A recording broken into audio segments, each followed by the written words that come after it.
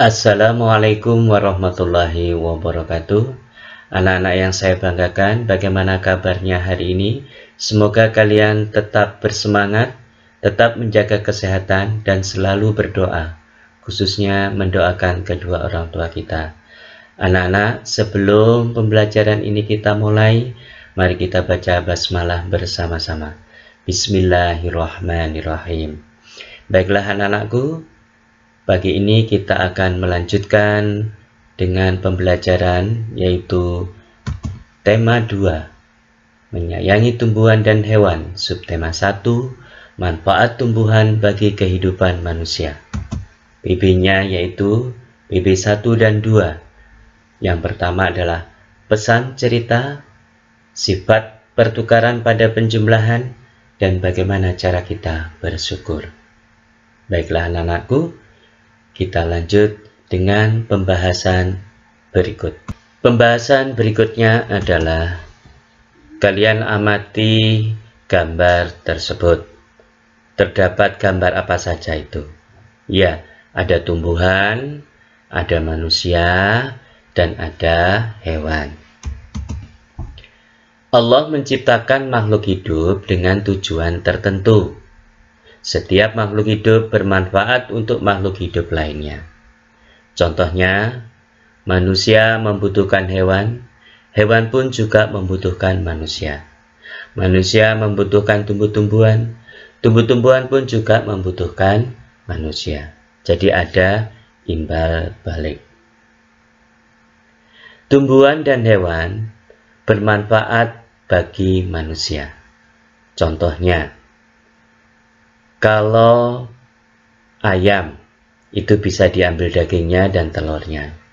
Kalau kambing, itu bisa diambil kulitnya, bisa diambil susunya, dan juga diambil dagingnya.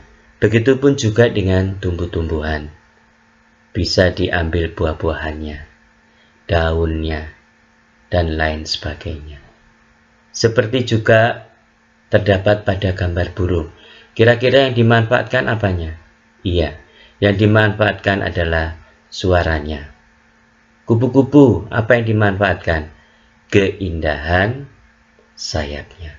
Nah, inilah ciptaan Allah yang diperuntukkan oleh manusia. Makanya kita harus banyak bersyukur. Baiklah anak-anak, kita lanjut pembelajaran berikut. Baiklah, kita lanjut dengan dongeng. Apa itu dongeng? Dongeng merupakan bentuk sastra lama yang bercerita tentang suatu kejadian yang luar biasa, yang penuh khayalan, yang dianggap oleh masyarakat suatu hal yang tidak benar-benar terjadi. Yaitu cerita-cerita imajinasi, ya, cerita yang bisa direkayasa atau tidak terjadi dengan sebenarnya. Dongeng merupakan bentuk cerita tradisional atau cerita yang disampaikan secara turun-temurun, yaitu mulai dari nenek moyang. Yang pertama, pohon apel yang tulus. Nah, ini terdapat pada halaman 2 pada buku tema 2. Dan dongeng berikutnya yaitu pengembara dan sebuah pohon terdapat pada halaman 11. Nanti kalian bisa membacanya, ya. Oke, sekarang kita lanjut pembelajarannya. Pesan cerita. Setelah kalian nanti melihat atau membaca pohon apel yang tulus, maka kalian nanti akan mendapatkan pesan-pesan cerita. Yang pertama, dalam pesan cerita tersebut adalah ada sikap saling membantu. Yang kedua, jangan melupakan kebaikan orang lain. Dongeng yang kedua adalah pengembara dan sebuah pohon. Nah, ini bentuk gambarnya. Pesan ceritanya apa saja? Yang pertama, berpikir dulu sebelum berucap sesuatu. Dan yang kedua adalah selalu berterima kasih.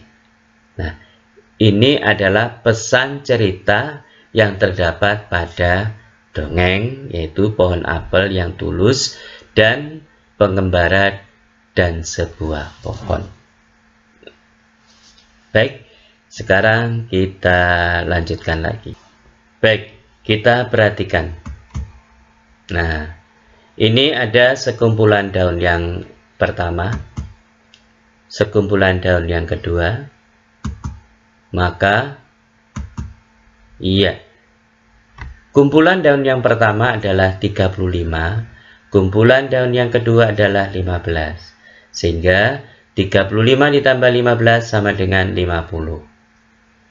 Berikutnya, kumpulan daun yang pertama, kumpulan daun yang kedua, maka 15 pada kumpulan daun yang pertama dan 35 pada kumpulan daun yang kedua. 15 tambah 35 sama dengan 50. Kesimpulan, 35 ditambah 15 sama dengan 50. 15 ditambah 35 sama dengan 50. Jadi 35 ditambah 15 sama dengan 15 ditambah 35. Dari penghitungan seperti ini, maka dinamakan sifat pertukaran pada penjumlahan. Bagian mana yang ditukar? Yaitu bagian tempatnya. Sifat pertukaran tempat. 35 ditambah 15 sama dengan 15 ditambah 35. Pertama, tempatnya 35 diisi dengan 15, dan yang 15 diisi dengan angka 35. Jadi kebalikan. Ini dinamakan sifat pertukaran tempat. Bagaimana anak-anak? Bisa dimengerti? Oke, kita lanjut lagi. Bahasan kita lanjut. Nanti kalian baca ya dialog di halaman 13 pada buku tema 2. Berterima kasih itu salah satu cara kita bersyukur. Orang yang selalu bersyukur adalah orang yang rendah hati. Kebalikannya, orang yang tidak mau bersyukur itu adalah orang-orang yang sombong. Orang-orang yang sombong ini adalah orang-orang yang sangat dibenci oleh Allah. Berterima kasih kepada tumbuhan, berterima kasih kepada hewan. Bagaimana cara kita berterima kasih kepada tumbuhan? Maka kita harus bisa merawat tumbuhan dengan baik. Bagaimana cara berterima kasih pada hewan? Yaitu dengan cara menyayangi hewan dan memelihara hewan. Nah, dalam memelihara ini kita beri makan dan minum. Begitu dengan tumbuhan juga. Kita beri pupuk, kita siram. Nah, dengan adanya kita merawat tumbuhan dan hewan, maka kebutuhan akan makanan itu bisa diperoleh dengan baik. Orang yang pandai bersyukur akan disukai teman-teman. Ayo, siapa yang tidak pandai bersyukur? Nah, tentunya anak-anakku semua pasti selalu bersyukur, selalu mengucap rasa syukur. Allah juga mencintai orang yang pandai bersyukur. Dan Allah juga akan membenci orang-orang yang kufur nikmat. Baiklah, kita lanjut pembahasannya. Bahasan berikutnya adalah Bentuk lain dari sikap bersyukur adalah selalu menjaga kesehatan tubuh kita.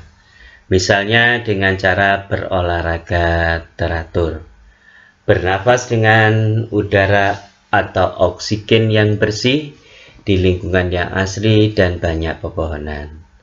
Marilah anak-anak, kita selalu bersyukur kepada Allah. Dengan rasa syukur inilah, maka Allah nanti akan memberikan kenikmatan kepada kita semua. Baiklah anak-anak, mungkin ini yang bisa saya sampaikan. Maka kita akhiri dengan ucapan hamdalah bersama. Alhamdulillahirabbil alamin. Semoga pembelajaran hari ini bermanfaat bagi kita semua. Amin. Kita akhiri dengan ucapan Assalamualaikum warahmatullahi wabarakatuh.